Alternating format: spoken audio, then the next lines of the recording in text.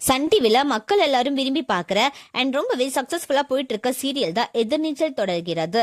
Season 1 வெற்றியை தொடர்ந்து இப்ப சீசன் 2வும் ரொம்பவே சக்சஸ்ஃபுல்லா போயிட்டு இருக்கு அப்படின்னு தான் சொல்லணும். சீசன் 1க்கு மக்கள் நல்ல வரவேற்பு கொடுத்திருந்தாங்க. ஆனா ஆதி குணசேகரன் கேரக்டர்ல நடிச்சிட்டு வந்த மாரிமுத்து மாரடை பல இறந்துட்டாரு. இந்த சீரியலோட டிஆர்பி அந்த டைம்ல ரொம்பவே கம்மியா இருந்துச்சு. அதுக்கப்புறமா ஆதி குணசேகரன் கேரக்டர்ல இப்போ வேல ராமமூர்த்தி தான் ரீப்ளேஸ் பண்ணி ரொம்பவே சூப்பரா நடிச்சிட்டு வராங்க அப்படின்னு சொல்லணும். இந்த சீரியல்ல ஈஸ்வரி கேரக்டர்ல நடிச்சிட்டு வர கனிகா கொஞ்ச நாளாவே கோமால இருக்கிற மாதிரி காட்டியிருந்தாங்க. நிறைய பேரு கனிகா சீரியலை விட்டு விலகிட்டாங்க அப்படின்னு எல்லாம் சொல்லாங்க. ஆனா உண்மையான காரணத்தை இப்ப கனிகாவே சொல்லியிருக்காங்க. அதுல அவங்க என்ன சொல்லியிருக்காங்க அப்படின்னா, எதிர்நீச்சல் சீரியல்ல நடிச்சதுக்காக எனக்கு ஸ்டேட் அவார்டு கிடைச்சிருக்கு. அதுக்கு என்னோட டைரக்டருக்கு ரொம்ப தேங்க்ஸ்.